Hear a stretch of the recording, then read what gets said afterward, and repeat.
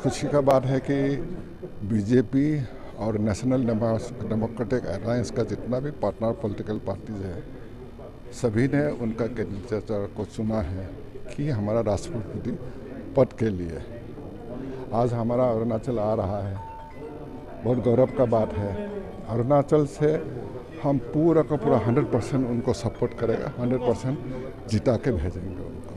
Sir, अभी आजकल tribal community से पहली बार वुमेन आई सर, और भी मतलब सपोर्ट मिलेगा पूरे देश में, क्योंकि कांग्रेस की तरफ से एक काफ़ी जसवंत सिंह उनको रखा गया। देखिए, हमारा जितना तक विश्वास है कि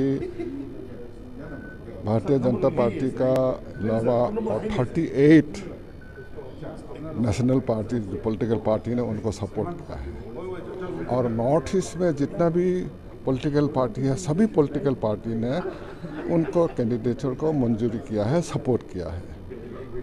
उसके अलावा जितना भी ट्राइबल एमपीज है, ट्राइबल एमएलएज है, उनका भी एक इच्छा है कि उनको ही जिताए। तो उनका जीतना निश्चित है, अनिवार्य है, और जिता के भेजेंगे फर्स्ट। और जीतने का बाद वो first tribal lady president of India बनेगा। सर, बाईपोल्स में भी अरुणाचल में काफ़ी ज़्यादा जीत हुई है, बाईपोल्स में 130 से भी ज़्यादा कैंडिडेट। तो आप क्या कहेंगे? अभी भी हैदराबाद में आप लोग गए, बीजेपी की मीटिंग कह रहे थे, कितना बीजेपी का अभी स्कोप है अरुणाचल में फिर से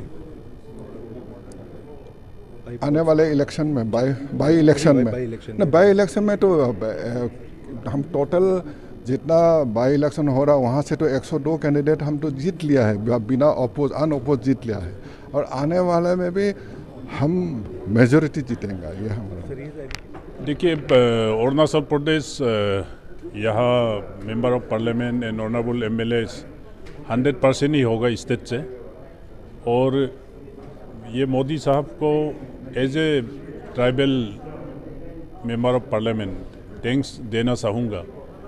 हिंदुस्तान के इतिहास में ऐसे एक डाउन ट्रोडन एक कम्युनिटी से राष्ट्रपति कैंडिडेट चुना और राष्ट्रपति बन जाएंगे, ये हिंदुस्तान का एक नक्शा है, आईना है कि हमारा एक ट्राइबल मेंबर भी राष्ट्रपति बन सकता है। मोदी है तो हर चीज़ मुमकिन है। ये समाज को कितना ऊपर लेके आए, इतिहास गवाह है। तो फर्स्ट टाइम एक tribal candidate president of India बनेंगे, ये हम सब के लिए गौरवशाली और एक बहुत बड़ा समाज में मैसेज है। मतलब गाँव साहब, ये हुआ कि एक यूनिफाइड गौरवशाली बात है। ये हमारा अरुणाचल के लिए भी, सारा देश भर के ट्राइबल कम्युनिटी के लिए, और not only tribal, schedule caste हो, जो भी हो, जो डाउन ट्रोडन समाज है, उसके लिए एक नक्शा है कि मोदी साहब है तो हर चीज़ मुमकिन है।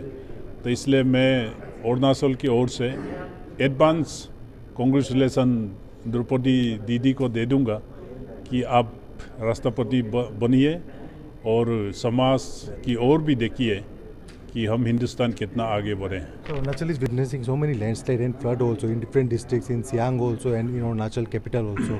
तो यूनियन मिनिस्टर या कोई मिनिस्टर्स अभी तक नहीं आए यहाँ सर्वे करने, कोई पैकेज नहीं दिया, कोई रिलीफ पैकेज नहीं दिया, कोई देखने नहीं आए। तो आप लोग की तरफ से क्या? देखिए, जुलाई 2 तारीख और 3 तारीख हम नेशनल एग्जीक्यूटिव मीटिंग में वहाँ थे, और ऑनरेबल डिप्टी सीएम और हमारा पार्टी प्रेसिडेंट वागे, हम लोग सब वहाँ थे।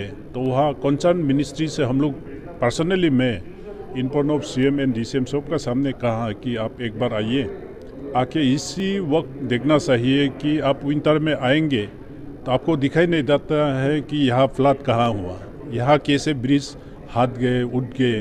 तो इसलिए एक जल्दी से जल्दी एक यूनियन मिनिस्टर आएंगे, स्पेशली जल शक्ति मंत्री खुद कहा कि मैं जल्दी आ जाऊंगा और मैं इसको देख लूँगा। बाईपोल्स में सर बीजेपी की जीत हुई, 130 से ज़्यादा कैंडिडेट अभी काफ़ी जीते अनकाउंटेड। तो आप लोग क्या कहेंगे सर बीजेपी का? अभी अब देखिए, अरुणाचल प्रदेश भी हम परफॉर्मेंस के साथ लोगों को अपील करता है कि आप बीजेपी को समर्थन दो। ऐसे मोदी साहब ने भी कहा कि ये जिंदाबाद मुर्दाबाद का ज़माना नहीं है। ये ज़माना आपका परफॉर्मेंस का और परफॉर्म करने का, समाज सेवा करने का है। तो इसलिए हमारा अरुणाचल प्रदेश में पेमा खांडू जी के नेतृत्व में जो माहौल बना है और जो बेनिफिशरीज लोगों को पहुंचा है, इसी से एक मैसेज चला जाता है। और अभी इस बाई इलेक्शन में ग्राम पंचायत मेंबर में 130 में से 102 अनकॉन्टेस्ट होना और बाकी वोटिंग होंगे, उसमें भी 1-2 को सर के तो हम जीत पाएंगे।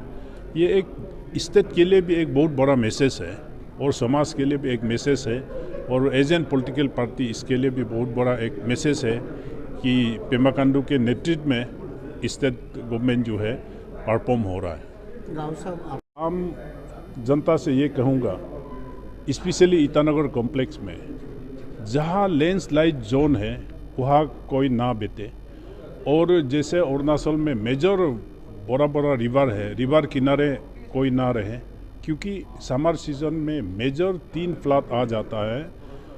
अब और एक मेजर फ्लड आना बाकी है। तो इसलिए मैं पब्लिक को अपील करूँगा कि आप नाला में घर ना बनाए, नदी किनारे ना बसे और जो जहाँ सिक्योर है उस जगह में वो बनाए। और जहाँ जैसे ह्यूमन लॉस हुआ, अपना बिल्डिंग्स, खेती बाड़ी जो लॉस हुआ, वो पेमा खांडू सरकार इसका जस्टिफिकेशन देंगे, सहयोग देंगे। ये ऑलरेडी पता भी दिया गया है और डिस्ट्रिक्ट डिजास्टर मैनेजमेंट टीम को भी ऑलरेडी इसको सर्वे करने का और साथ देने का ऑलरेडी अलार्म करके रखा है। तो इसलिए आने वाला दिन में भी हमको सुरक्षित बच के रहना, यही मैं अपील करूँगा।